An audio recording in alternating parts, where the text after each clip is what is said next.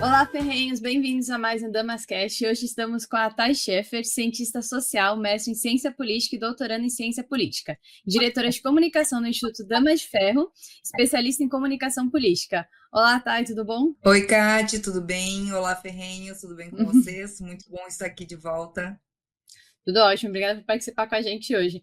E tá, eu queria começar esse podcast perguntando para você sobre essa última polêmica que a gente ficou sabendo aí agora da conta de luz. Vai ficar mais caro? De quem que é a culpa? Você pode explicar um pouquinho pra gente o que tá acontecendo? Porque tá meio confusa essa história, né? Tem a esquerda culpando a direita culpando a esquerda, e no final a gente fica sem entender, vai ficar mais caro, de quem que é a culpa? O Lula, vetaram o Lula, mas foi a oposição que votou o Lula? Como assim? O que tá acontecendo? Então, na verdade, é um grande problema, né? Esse veto que foi derrubado pelo Congresso Nacional, ele faz parte do novo marco de energia. E o veto em específico era sobre os contratos, né, subsidiados, os contratos de 20 anos das hidrelétricas e dos condutores de energia de biomassa. E essas empresas, elas tinham um contrato de 20 anos, elas têm, né, porque foi derrubado pelo Congresso, de 20 anos com subsídio do governo. E o Lula tinha vetado esse Congresso. E esse veto era muito importante, não só porque permitia às pessoas a escolher outro tipo de energia, como, por exemplo, energia solar ou energia eólica, que já tem grande oferta no mercado brasileiro, mas também porque auxiliava na privatização da Eletrobras que a gente teve lá em 2022. Então, a Eletrobras teve muita crítica, inclusive até do próprio Partido Novo na época, exatamente nesse detalhe, porque ainda preservava alguns monopólios. E esse veto do Lula, ele destravava exatamente uma das partes desse monopólio. Só que o que acontece, né? O Congresso derrubou o veto. E existe uma grande polêmica, né, em relação a esse veto. E eu fiquei muito confusa na hora que saiu a notícia que esse veto tinha sido derrubado, porque eu não conseguia acompanhar a votação lá no Congresso Nacional, porque foi uma votação conjunta com a Câmara dos Deputados e o Senado Federal. Eu não conseguia acompanhar a votação. E eles demoram um pouquinho para disponibilizar o material no site, né, do Congresso Nacional. E eu não sabia como tinha sido a votação. Então eu fiquei aguardando. E nesse meio tempo, influenciadores de esquerda, parlamentares de esquerda, tipo Janones, né, falando que tinha sido a direita, que era a extrema-direita, começaram a acusar o Nicolas, acusaram a Carol Detone, né, que são os nomes que eles acabam atacando dentro da oposição, afirmando que eles eram os responsáveis. E aí, nesse meio tempo, saiu o relatório da votação. E eu abri lá um por um, porque eles não votaram só essa parte específica, eles votaram várias partes que haviam sido vetadas. E eu abri um por um para verificar. E quando eu comecei a abrir, eu disse: não, tá errado. Só que olha só, a mídia também tinha divulgado, a mídia tradicional, não só os influenciadores e os políticos. Eu disse: não, isso aqui está errado. E eu passei quarta-feira até quase 1 hora da manhã lendo e analisando e vendo os votos de todo mundo. E eu até comentei com a minha mãe, né, que a minha mãe ela é praticamente a minha fiscal de conteúdo. Eu disse: mãe, isso aqui está tudo errado. Porque a mídia está divulgando uma informação que está errada, as pessoas estão divulgando uma informação que está errada. A Erika Hilton fez um vídeo, né, falando que a culpa era da extrema-direita, colocou a foto lá do Nicolas no vídeo dela. Tá errado. E daí, no outro dia, eu fiz um conteúdo explicando o que era esse veto, porque muitas pessoas não entendem, e a grande maioria das pessoas não entendem, e eu mesmo não fazia ideia do que era, eu tive que ler o documento na íntegra, porque eu não conheço nada, né, sobre o ambiente de Minas e energia, não é a minha área de especialização, então eu tive que estudar sobre isso. E daí lá eu fui ver, né? Então, o Nicolas Ferreira votou para manter o veto, todos os parlamentares do Novo votaram para manter o veto, né? Então tiveram diversos parlamentares da direita, né? A grande maioria dos parlamentares que votaram para manter o veto foram da direita, que eles chamam de extrema direita, né? Mas os parlamentares de oposição. E quem votou para derrubar o veto foram os parlamentares da esquerda. Então, nós tivemos 97% dos parlamentares do PT votando para derrubar o veto, ou seja, votando para aumentar o custo da conta de luz. Nós tivemos 100% dos parlamentares do PCdoB votando para aumentar a conta de luz E aí vem o líder do PT na Câmara a afirmar que essa votação seguiu esse padrão porque existia um acordo com o Alcolumbre, que é o presidente do Senado, e por isso os parlamentares decidiram votar, seguiram, né, não decidiram, seguiram essa orientação e votaram dessa forma. Qual que é a minha análise sobre isso? Deve existir algum tipo de negociação, porque algumas regiões iam ser mais impactadas por conta da quebra desses contratos de 20 anos e esses subsídios, e por conta disso, né, eles acabaram derrubando o veto para manter esse subsídio e continuar beneficiando essas regiões. E por conta disso existiu esse acordo. Claro, tudo é barganha política, mas só para mostrar que houve ali uma manipulação, dizendo que a culpa era da direita, mas o veto foi derrubado através dos votos dos parlamentares de esquerda, tanto na Câmara quanto no Senado Federal. Eu fiz um comentário uma página postou essa questão e falou: a extrema direita votou para aumentar a conta de luz. E aí eu vi a votação, entrei nos votos do PT, eu vi que a maioria do PT realmente votou para derrubar o veto. E aí eu comentei, foi o PT que votou para derrubar. Veio uma enxurrada de gente me criticando, xingando, toda aquela patifaria, mas não, sem argumento nenhum, né? Só xingamento por xingamento. Mas o que eu acho que ficou confuso nessa história foi porque o Lula vetou e o PT, o partido dele, foi contra o veto dele. Foi uma falta de comunicação entre... Porque você imagina que o PT esteja à base, obviamente, esteja apoiando o presidente dele. Enquanto isso, a oposição concordando com o Lula nessa questão, votando para manter o veto, e a base dele contra. Então, foi uma falta de comunicação. Por que o Lula fez isso, sendo que o partido dele preferia não, ou a Alcolumbre? Faltou essa comunicação também do Lula com a Alcolumbre? Como que você enxerga essa visão desse jogo político? Foi falta de comunicação? Ou por baixo dos panos era isso mesmo que ele queria e não fez para não ficar feio para ele? O que motivou isso? Então, na verdade, eu acho que existe a política, ela é muito dinâmica. Então, naquele momento onde Lula vetou esse ponto em específico, fazia sentido o veto. E agora, talvez não faz mais sentido para o PT, para a esquerda, esse veto.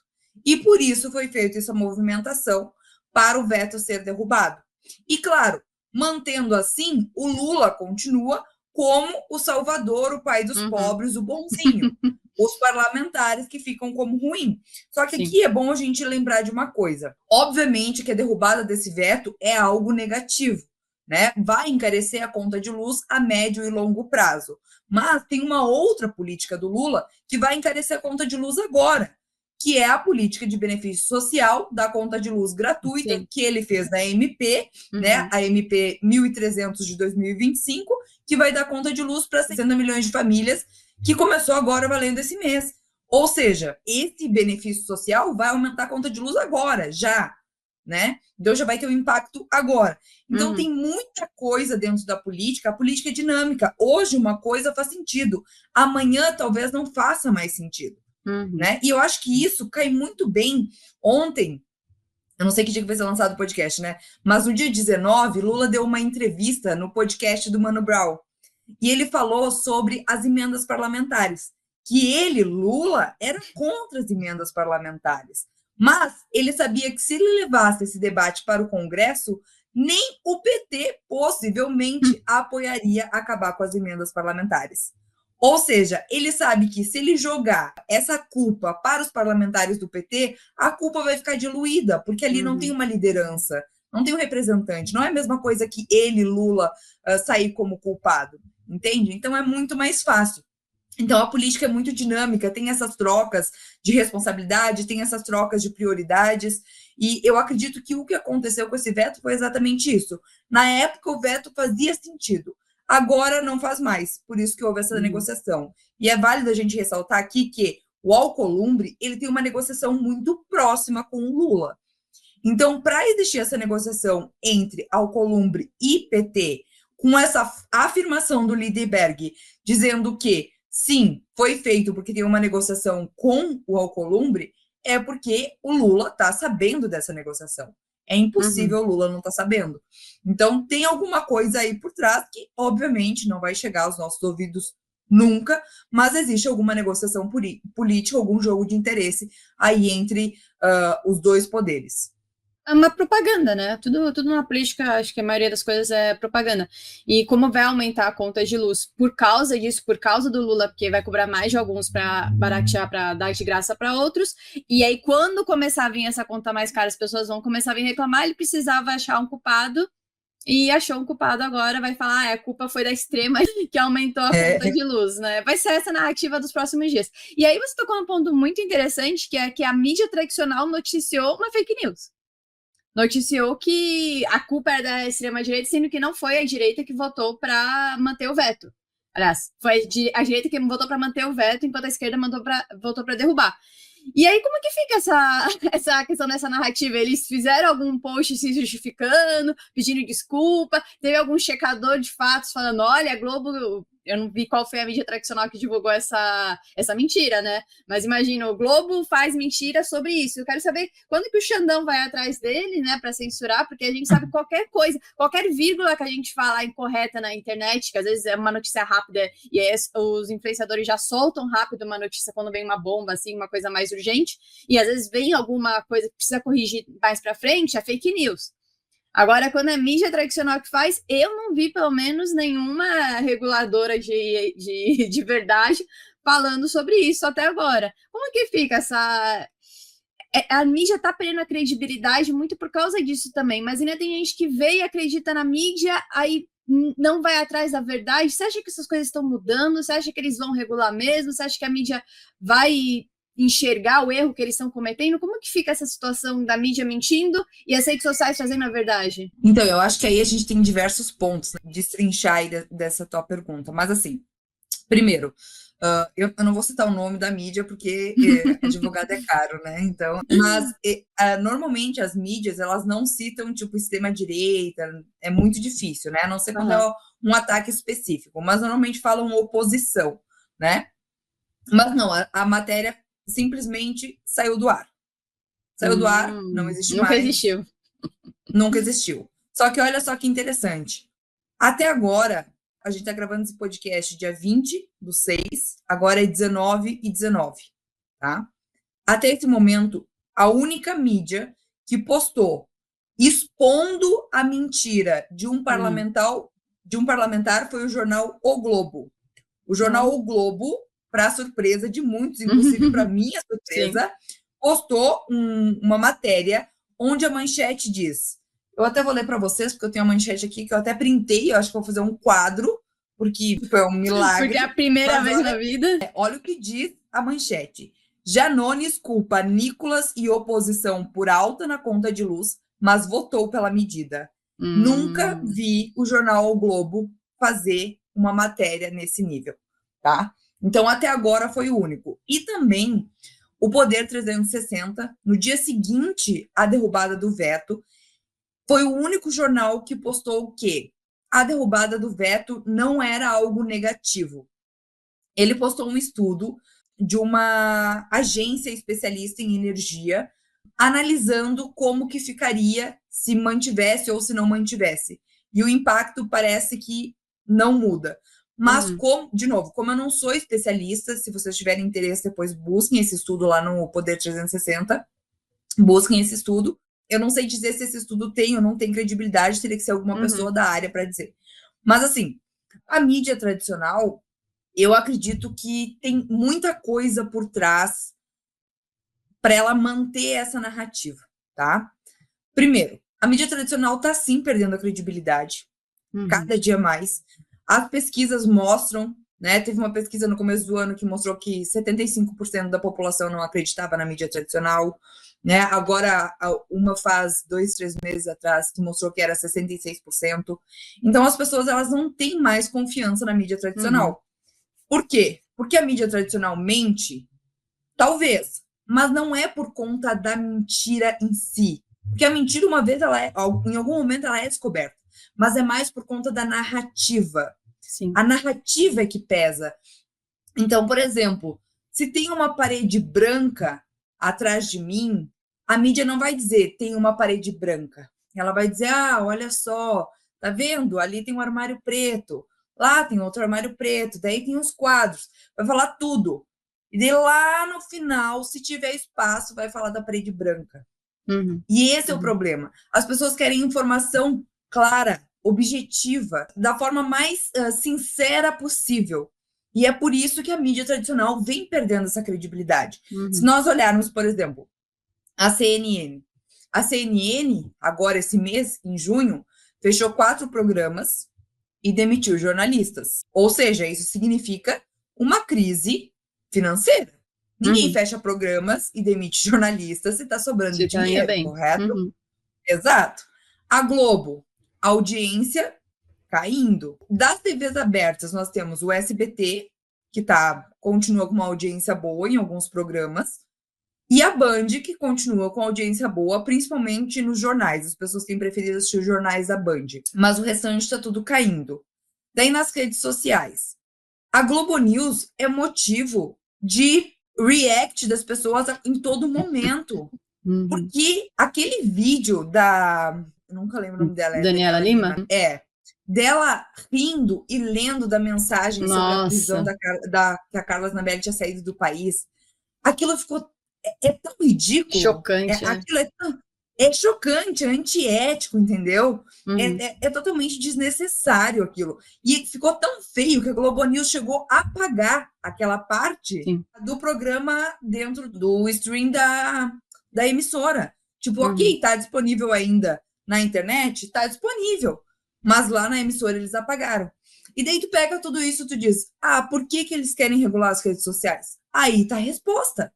Porque na rede social, esse tipo de narrativa, esse tipo de comportamento, ele não se cria. As pessoas pegam aquilo e mostram a verdade. Então, por exemplo, esse negócio da Daniela Lima, 90% dos influenciadores, e eu fui uma das pessoas, comentou esse comportamento, porque é um comportamento totalmente fora... Antiético, né? Do profissionalismo, é totalmente antiético, né? Então, as pessoas, elas comentam sobre isso. E esse negócio da conta de luz. Esse negócio da conta de luz é a mesma coisa. Muitas pessoas mostraram a verdade, trouxeram os dados. Eu fui lá, filmei a votação do PT, gravei a tela, filmei a votação do PT, para mostrar para as pessoas como é que tinha sido. Então, assim, as redes sociais trazem a verdade. E é óbvio que a partir do momento que tu tem um mecanismo, seja rede social, seja qualquer outra coisa, que traz a informação que tu tá mentindo ou que tu tá trazendo uma informação equivocada e desmente a tua narrativa, obviamente que tu vai ser favorável à censura. E daí a gente pega, por exemplo, Folha de São Paulo. A Folha de São Paulo agora tá mudando a rota do jogo dela. Por quê? Porque a censura bateu na porta dela. O Estadão é bipolar. Um dia e outro dia ele defende a liberdade de expressão. O Metrópolis eu ainda não entendi. Né? Ele tem alguns jornalistas que defendem a censura, outros defendem a liberdade de expressão, depende. Né? Então, assim, a mídia tradicional que a gente conhece, Globo, principalmente a Globo, né? Mas Globo, talvez... UOL bastante, né? CNN, UOL eu não sei, tá? Mas UOL, eu talvez. vejo mais de esquerda também, mais pendendo para... Pode ser. Mas eu acho que esses vão sempre defender que exista censura, que exista regulamentação, né? Eu não gosto de falar regulamentação, porque já existe regulamentação, o que eles querem fazer é censurar. Eles querem criar a regulamentação, na verdade, né? Exato. E eu acho que eles sempre vão fazer. Mas alguns veículos de comunicação, eu acho que eles vão acabar pendendo para a liberdade de expressão, porque eles sabem que em algum momento a censura vai bater na porta deles. Então, eu acho, não sei se eu respondi tudo que tu falou, mas eu acho que é mais... É uma questão muito complexa, ainda mais porque não saiu um resultado. A gente não sabe como que vai ser. O STF votou a favor dessa regulamentação, mas ainda não, mas mesmo entre os ministros que votaram a favor, teve divergência em como seria feita essa regulamentação. Então eu vejo mesmo assim a pessoa que é mais de esquerda ou centro, que fala, eu sou contra fake news, tem que ter uma coisa aí para barrar mentira e tal. Você pergunta para essa pessoa, tudo bem, como seria isso? E porque no final, esse é um ponto-chave também dessa discussão. Como que você vai barrar? Mesmo para a pessoa que acha, não pode mentir, não pode espalhar coisas que são sabidamente inverídicas, que você está manipulando outra pessoa, você está levando essa pessoa a pensar uma coisa errada, tudo bem. mesmo você dando esse argumento para essa pessoa, ok, você acha isso errado, como que você vai fazer isso? Não dá para fazer um ministério da verdade, porque de qualquer jeito isso vai pender para a esquerda, vai pender para quem estiver no comando. Olá, ferrenhos! Sabia que estamos em diversas plataformas digitais? No YouTube, Spotify, Instagram e principalmente nosso site, encontrando vários artigos envolvendo a liberdade ou a falta dela. Não perca tempo e acesse damasdeferro.com.br e em nosso Instagram, @Instituto Damas de Ferro. Teve esses dias o STF postou no X falando que a esposa de um dos ministros não é. Essa notícia você viu, né? Foi meio absurda. Falando que ela não era dona de um escritório de advocacia. E aí veio a notinha do X falando, ela não é, mas o filho deles é. Então aí fica, imagina o STF vendo isso, o STF como instituição, ou os próprios ministros não podem postar alguma coisa, não podem abrir a boca para falar alguma coisa que já vem a mídia social, que já vem as redes, as pessoas, né, isso é totalmente orgânico, falando, não, isso é uma mentira, tá aqui a verdade, e obviamente eles não gostam disso. Então como que seria, na sua visão, se o STF, eu sei que é difícil falar porque ainda não passou, então é mais assim, uma especulação, mas se eles conseguirem fazer isso, que tudo indica que eles vão tentar mesmo forçar a barra nessa regulamentação censura, como que seria isso? Eles vão criar o Ministério da Verdade, eles vão tentar fazer meio por baixo dos panos, eles vão fazer várias agências de checagem, que já teve até uma agência de checagem recentemente que teve uma matéria checada que eles estavam mentindo. Então, como você vê a saída do STF para conseguir regulamentar as redes sociais? Então, é muito complexo a gente falar sobre isso, né? Porque, em teoria, considerando a estrutura política do Brasil, o STF não teria capacidade de criar uma instituição para regulamentar as redes sociais. Sim. Então, o que está em debate, né? Eles consideraram inconstitucional o artigo 19 do Marco Civil da Internet. O que é o Marco Civil, o artigo 19? É que diz que as redes sociais não são responsáveis pelos conteúdos compartilhados por seus usuários. Né? Então, em resumo, é isso. Politicamente, o que deveria acontecer? O Congresso Nacional deveria criar um mecanismo de regulamentação das redes sociais. Ou o Executivo criar um mecanismo de regulamentação das redes sociais, tá? Pela legislação, deveria ser o Congresso Nacional. Mas, como no Brasil a Constituição e a lei, elas viraram flores, nós não sabemos o que vai acontecer. O que eu imagino que vai acontecer, né? Possivelmente vai ficar um limbo, não vai ficar nada decidido, principalmente para o próximo ano, que é o ano decisivo, que é o ano que eles precisam que exista esse limbo, certo? E como vai existir esse limbo no próximo ano, eles vão poder agir como eles bem entenderem. Afinal, é inconstitucional, a responsabilidade é das redes sociais. Qual que vai ser a consequência disso? As redes sociais, que são empresas privadas, elas não querem ter prejuízo. Elas sabem que se alguém publicar um conteúdo que o governo, o STF ou qualquer pessoa achar ofensivo, quem vai arcar com isso será a própria rede social. E vai arcar com uma multa ou vai arcar com um processo, enfim, e tudo isso custa dinheiro. E o que a rede social vai fazer para se proteger? Autocensura em massa. Todo mundo será censurado. E isso já está acontecendo na Europa, por exemplo. Existem países na Europa que teve esse tipo de regulamentação, não tão ditatorial, digamos assim, como está acontecendo no Brasil. Foi uma regulamentação aprovada pela Casa Legislativa, né? Tudo bonitinho, mas está tendo essa autocensura. Por quê? Porque a rede social é uma empresa privada. Ela vai querer se proteger de prejuízo financeiro. E se um conteúdo, seja um conteúdo meu que faça análise política, seja um conteúdo de um influenciador de moda, seja um conteúdo de uma menina que ensina dança, que eles acham que esse conteúdo pode prejudicar eles em qualquer medida, eles vão banir esse tipo de conteúdo. Vai ser uma autocensura de quem produz conteúdo nas redes sociais, né? Ou às vezes um comentário que tu faz, qualquer coisa. Então vai ter uma grande restrição nas redes sociais. Eu acho que é isso que vai acontecer, tá? Então vai ser uma autocensura nas redes sociais, até que exista um mecanismo para falar, ó, isso aqui realmente pode, isso aqui realmente não pode. Até o que eu sei neste momento, já tem em construção no Congresso Nacional mecanismos para proteger o cidadão desse tipo de coisa que está acontecendo no STF. Se isso vai ser votado a tempo, se vai ser pautado a tempo, porque a gente tem que lembrar que o presidente da Câmara é o Hugo Mota, né? E o Hugo Mota a gente nunca sabe de que lado ele tá, cada dia ele tá de um lado, tem tudo isso, mas se for votado, está sendo construído pela oposição, então se for votado, pode existir um mecanismo que continue protegendo a nossa liberdade de expressão. Se não for, eu acredito que a gente vai ficar nesse limbo, pelo menos até o final de 2026. E depois, só o resultado das eleições de 26 poderão dizer qual que será o nosso futuro. Eu vi um estudo de uma universidade nos Estados Unidos, se não me engano é Vanderbilt, alguma coisa assim, e que ela cita, foi feito esse estudo nesses países da Europa que estão regulando as redes sociais, França, Alemanha, e teve mais alguns, em que eles fizeram alguns posts para testar até onde ia a regulamentação.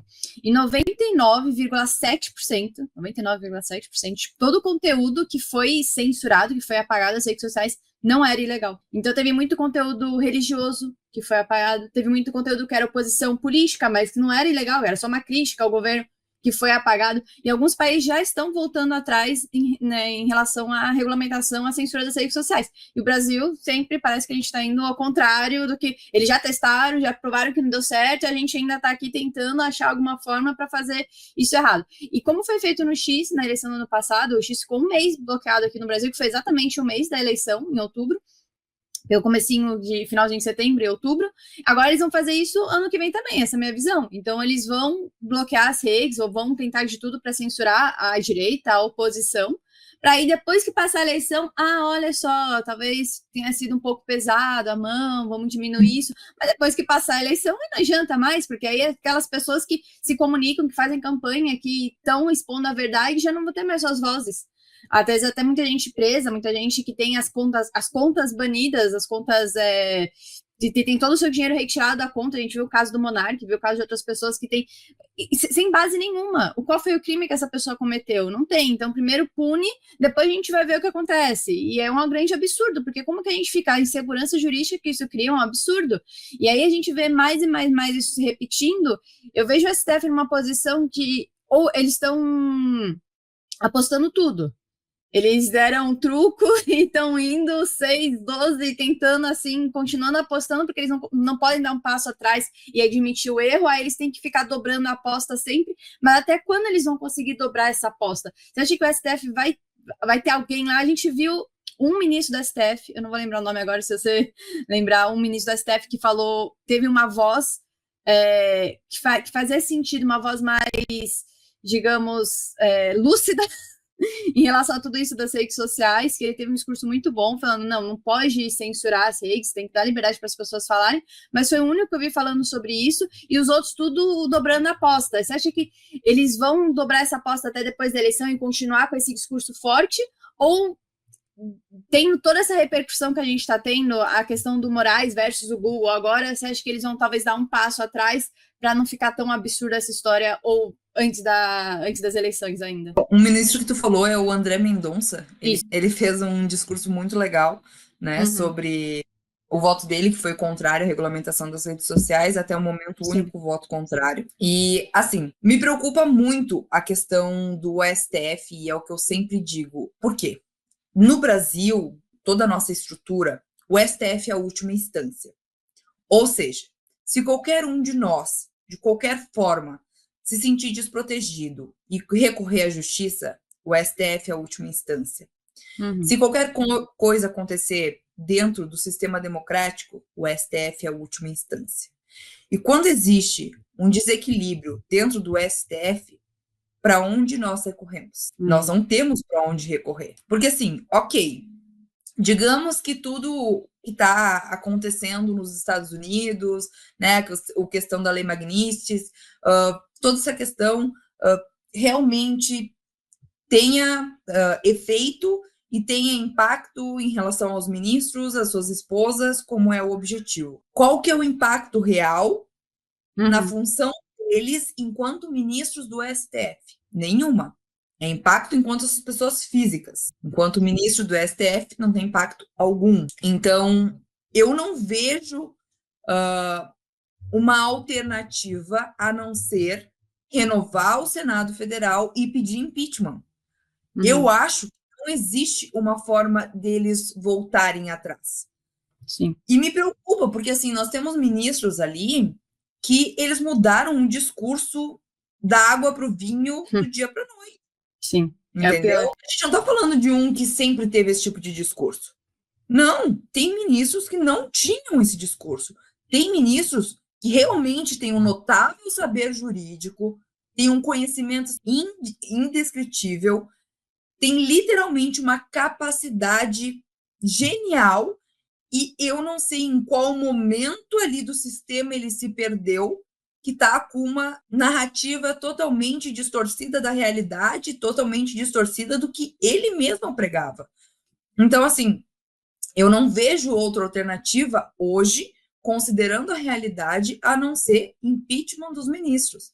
A única alternativa que nós temos hoje para mudar a realidade do nosso sistema judicial é trocar o Senado Federal, eleger um representante, um presidente do Senado de direita, que vá pautar impeachment de ministro do STF. Aí sim, eu acho que talvez só a ameaça de impeachment seja o suficiente para colocar o freio. Talvez. Mas talvez seja necessário realmente pautar o impeachment desses ministros. Mas eu não vejo outra alternativa. Eu acho que eles não vão voltar atrás. Eu acho que eles não vão mudar a forma deles de agir. Eu acho que eles não vai mudar. Eu acho que a única forma é impeachment mesmo. E você vê esse cenário do impeachment sendo possível, supondo que a gente consiga eleger o Congresso mais à direita, supondo que a gente consiga eleger o presidente da Câmara do Senado mais à direita, que são duas posições também difíceis, né? Que a gente tem que imaginar esse cenário acontecendo para conseguir alcançar esse outro objetivo. Tendo a votação do impeachment, você acha... eu sei que é uma pergunta especulativa e que é difícil ter uma bola de cristal para prever isso, mas você vê ele saindo do cargo sem criar um caso, sem falar, não, isso é inconstitucional, vou continuar aqui, ou criando uma guerra entre os poderes, se isso chegar a acontecer? E eu não sei te responder. Porque aí é que tá, a gente tem sempre duas personalidades para analisar, né? A personalidade do presente e a personalidade do passado. A personalidade do passado possivelmente ia falar, não, isso está dentro do processo constitucional, estou me retirando do cargo. A personalidade do presente, não sei. Então, eu não sei te dizer. Mas aí tudo dependeria de vários fatores, não só o Congresso Nacional, mas o Executivo, de como estaria o equilíbrio de outras instituições do Estado, né? Então, por exemplo, Polícia Federal, né? Todas essas coisas têm que estar, porque hoje a gente tem problema em tudo isso. Não é só um problema do Congresso Nacional, não é só um problema no governo Lula. A gente tem um problema em todas as instituições. A gente tem hoje um jornalista do Metrópole sendo processado por um ex-delegado da Polícia Federal, um exemplo. Então, é um problema todo o sistema tá contaminado. E a gente precisa começar de algum lugar.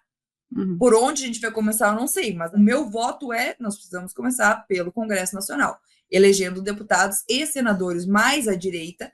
Não gosto de usar a palavra direita, né, mas a população prefere, mas mais à direita, para que aí sim a gente consiga ter uma mudança estrutural e consiga mudar as instituições. Mas, na minha visão, essa não é uma mudança já para 2026.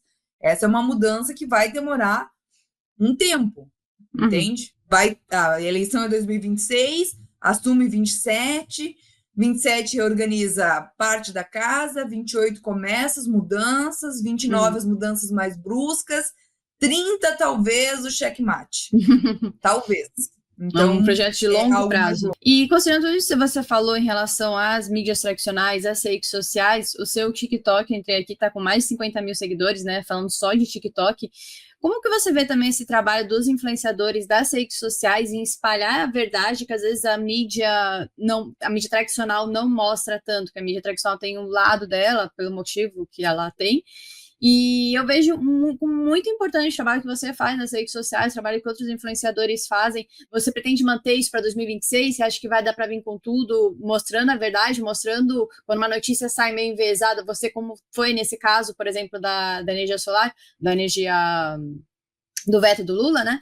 Você vê isso continuando esse trabalho, conseguindo fazer isso? Você acha que isso vai trazer uma mudança significativa para 2026? Porque eu acho que só a mudança da mentalidade da população que vai trazer esse resultado nas urnas. E se a gente for depender das mídias tradicionais, não vai vir essa mudança, porque eles trazem a notícia meio enviesada, meio completamente enviesada. Mas como que é esse trabalho de trazer a verdade? Como que eu queria saber um pouco do seu dia a dia também, como que você faz para trazer essa verdade? E você tem medo de ser censurado, de ter suas redes banidas, talvez até um processo? Então, vamos.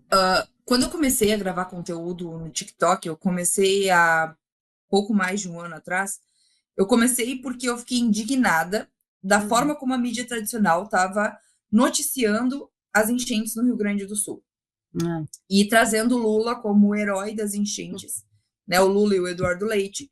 E eu sabendo que tudo aquilo era uma mentira e era uma farsa. E olha só, a gente está gravando agora, né? Hoje, e parte do Rio Grande do Sul, de novo, está embaixo da água. Mostrando e ninguém que tá falando realmente... isso, né? Mas mostrando de novo, realmente, que Lula e Eduardo Leite são uma farsa e tudo que eles prometeram, eles não fizeram. Mas foi por isso que eu comecei. E eu cresci muito rápido naquele período, porque pessoas fora do Rio Grande do Sul não sabiam o que realmente estava acontecendo no Rio Grande do Sul. E elas começaram a me seguir para saber o que estava acontecendo. E elas queriam saber a verdade. O governo Lula está ajudando? Quem está ajudando? Como que está a realidade? Enfim, elas começaram a me seguir por conta disso. E elas começaram a perguntar outras coisas sobre a política. E daí eu comecei a falar sobre outras coisas sobre a política. E aí foi. Então eu tô desde lá gravando sobre isso. Se eu tenho medo, depende do assunto. Tem alguns assuntos que eu não falo. Eu evito falar, porque não medo da minha rede social ser banida, ou, sei lá, do TikTok derrubar minha rede social. Inclusive, já 2 vezes quase caiu minha rede social por eu ter falado. Inclusive, eu não estava nem criticando o governo, eu só estava falando. Inclusive, uma foi sobre o jornalista português na manifestação pró-Bolsonaro, e a outra foi sobre aquela jornalista americana que tentou uma entrevista com o Moraes. Essas 2 vezes, né? E eu acabo evitando alguns assuntos mais, não vou dizer mais polêmicos, vou dizer mais jurídicos. Primeiro, porque não é um assunto que eu entendo, então eu não vou falar de lei, porque eu não entendo lei, né? As coisas da Constituição e da legislação que eu conheço, eu falo, mas o que eu não conheço, eu não falo.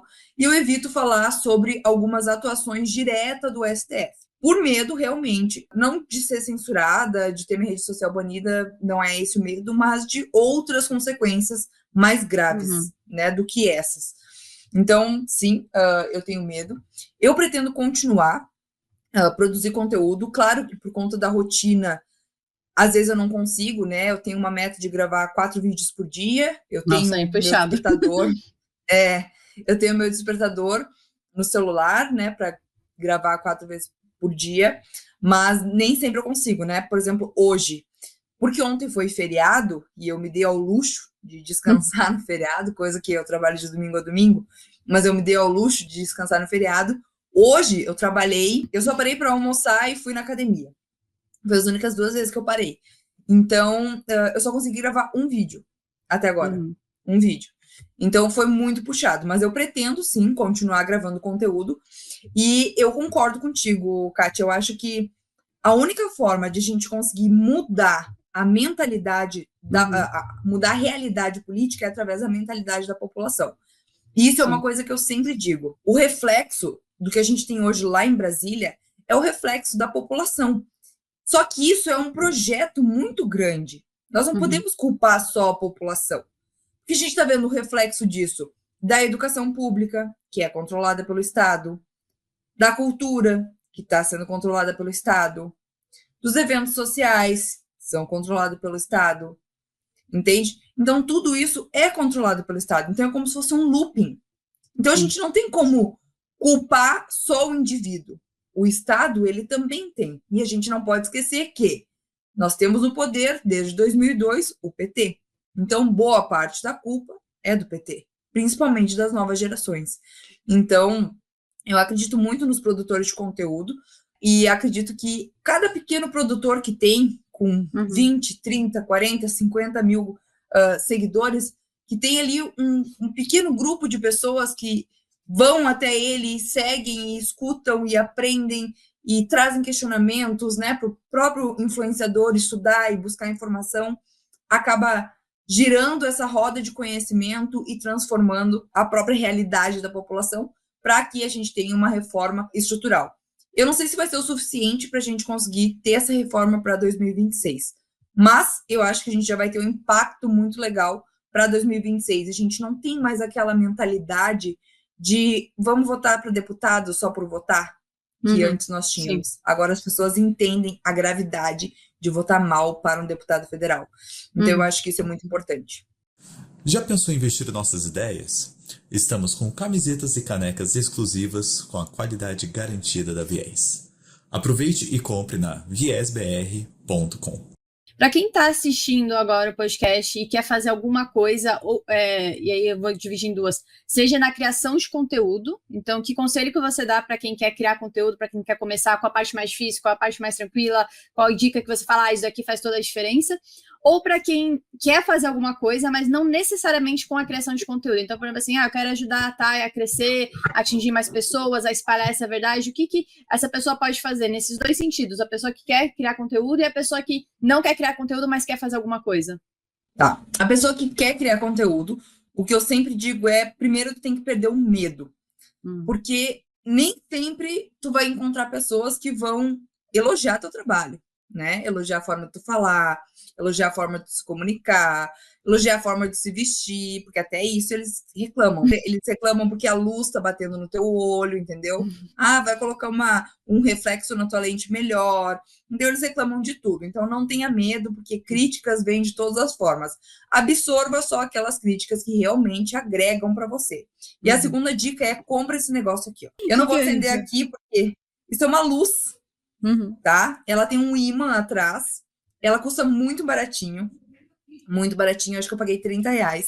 Tu carrega com USB, e ela é uma luz muito poderosa. Vou acender aqui do lado aqui para vocês. Ela tem 3 opções de cores, olha só. Nossa. Ela é muito forte e tu consegue levar ela para tudo que é lugar. Então essa é a melhor opção, porque eu tenho esse trambolho aqui que é ótimo, né? É maravilhoso, só que tu não pode levar para tudo que é lugar. E essa aqui tu pode levar para tudo que é lugar. E um preço então é muito bom. Uhum. Eu acho que eu paguei R$30, acho que foi. E, nossa, faz mais de um ano que eu tô com ela. Então ela dura bastante tempo. E para quem não quer produzir conteúdo, né? E quer ajudar de alguma forma, ou me ajudar de alguma forma, mas eu vou falar agora de todos, compartilhem os conteúdos e comentem os conteúdos. No TikTok, o salvar, que é aquele botãozinho que é igual uma bandeirinha, ele ajuda muito. Então, salvem todos os conteúdos, não só meus, mas os influenciadores que vocês gostem, e recompartilhem. Não precisa necessariamente recompartilhar no teu perfil. Tu pode apenas apertar naquela flechinha e copiar o link, que ele já conta como um recompartilhamento. E o TikTok acaba entregando mais o vídeo para outros perfis. Então, isso ajuda bastante. Isso no TikTok, né? E deixa um comentário lá, nem que seja boa e em palavras, tá? Evitem usar emojis, porque emoji acaba descendo o engajamento. Ah, isso eu não sabia. No Instagram, eu acabo não postando tanto no Instagram. No Instagram, posto às vezes 2 vídeos por dia. Eu tenho mais dedicação no TikTok. Mas no Instagram é aquilo que vocês sabem. Compartilhem nos stories, mandem para os amigos, comentem, salvem, né? E ajudem a divulgar, porque às vezes uma pessoa que tu acha que não tem interesse sobre política, mas tem interesse por aquele assunto em específico e aquele vídeo em específico pode chamar a atenção dela. Então, talvez aquilo pode ajudar ela. E se a gente quer ver essa mudança, né, para 26, para 2030, na nossa vida, né, diretamente, a gente precisa fazer alguma coisa. Eu vejo muita gente reclamando, a situação do Brasil está ruim, meus pais são muito pessimistas, não vai dar mais, o Brasil já era, não sei o quê. Fala, não, mas, então assim, se você não está satisfeito com a situação que a gente está vendo hoje, o que você tem que se perguntar, não o que os outros podem fazer para mudar, mas o que você pode fazer para sair da situação. Não esperar que alguém, um herói de capa desse, aí que vai resolver todos os problemas, que isso não vai acontecer. Eu acho que a gente tem muito isso, esse pensamento que alguém tem que fazer alguma coisa, alguém tem que nos salvar. Mas alguém somos nós mesmos que temos que fazer um conteúdo. E muito criador de conteúdo novo, às vezes, fica um pouco frustrado, porque faz um vídeo que acha que ficou maravilhoso, e vai dar 100 milhões de visualizações, vai ser o próximo Nicolas Ferreira, e aí dá pouca visualização, essa pessoa fica, não vou mais produzir, não é pra mim. Mas, às vezes, poucas visualizações que você teve, 100 visualizações, 500 visualizações, uma dessas pessoas você conseguiu mudar a forma de pensar. Eu acho que isso já vale a pena. Se você conseguir fazer, é uma semente que a gente está plantando. A gente não vai ver a árvore talvez ficar maravilhosa e dar frutos e tudo, mas se você conseguir plantar aquela semente e ela começar a florescer, eu acho que isso já é uma satisfação tão grande, de uma diferença que você fez na vida de uma pessoa. Imagina alguém mudar completamente sua vida, você tem um impacto grande na vida de alguém, como isso é importante, como isso é recompensador.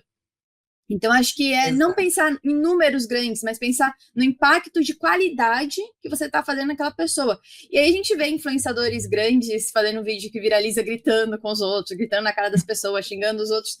Isso viraliza, mas é um conteúdo que realmente trouxe uma mudança? Não necessariamente, né? E aí eu queria que você divulgasse, eu não sei se você falou o seu arroba do Instagram, como as pessoas te encontram no Instagram, você falou Instagram e TikTok, tem mais alguma rede, o X, você tá nele também, ou outra rede, YouTube?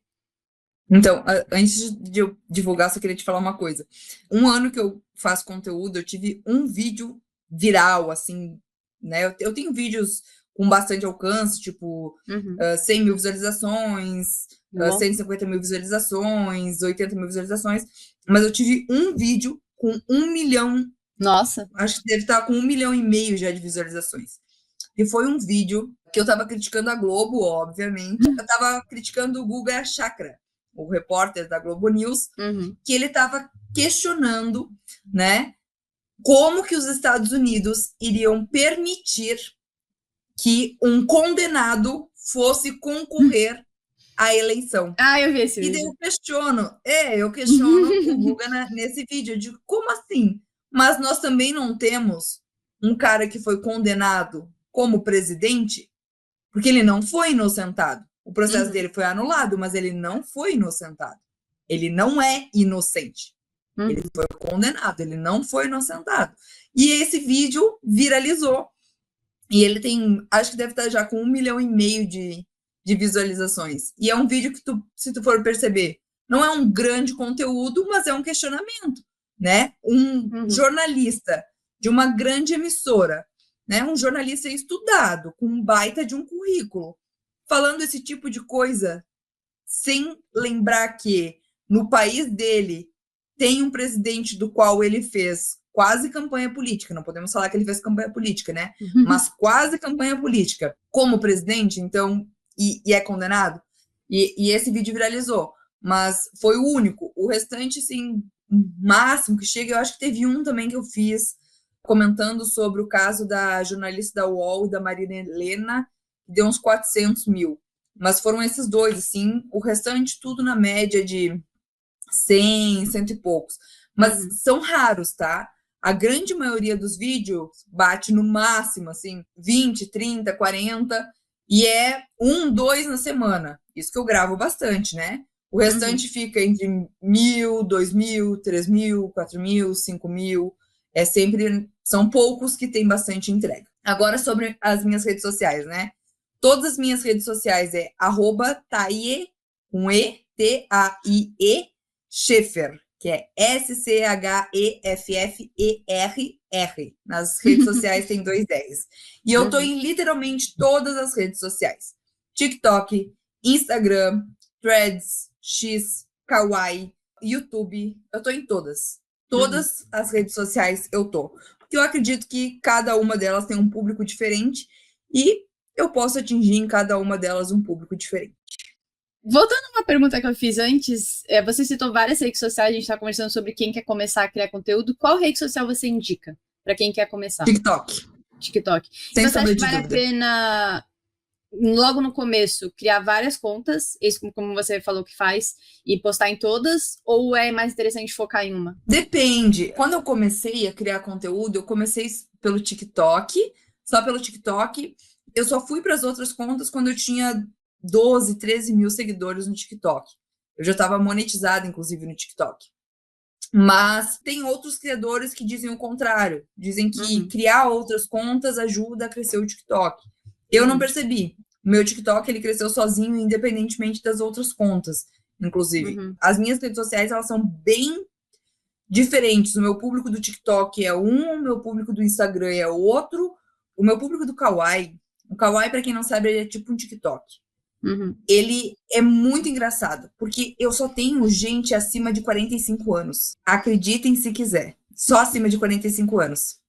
No TikTok, o meu público vai entre 16 a 35, mais ou menos, e no Instagram eu pego o público entre 25 a 45. Então, eles são bem diversificados. Então, depende. Mas eu acho que assim, ó, se tu tá começando, foca em uma rede social, faz aquela rede social bem feita e depois tu vai entender as outras redes sociais. Legal. Muito obrigada pela conversa, tá? Acho que foi muito bom para quem quer começar a criar conteúdo, para quem quer entender um pouco mais de política do que está acontecendo no nosso país. Segue a Thay, você vai ter notícia lá 4 vezes por dia, não sei como você consegue criar tanto conteúdo, uma máquina de criação de vídeo. E muito obrigada pela conversa, foi muito, muito boa. Se quiser deixar um recado para os ferrenhos que assistiram até agora, muito obrigada mesmo. Eu que agradeço, Kati, e eu quero dizer para os ferrenhos o seguinte: não desistam da política. Porque se vocês desistirem da política, alguém vai decidir por vocês. Então, não desistam da política e continuem fazendo o papel de vocês, não como cidadão ou acreditando por conta do Estado, mas porque, infelizmente, a gente está dentro dessa instituição. E se nós não mudarmos ela, no futuro ela vai continuar igual. Então, eu espero que vocês continuem acreditando na política. E é isso aí. Muito obrigada, Kati. Muito obrigada, Thay. Até a próxima, ferrenhos. Até, tchau, tchau. As opiniões do convidado não representam a posição do Damas de Ferro enquanto instituição.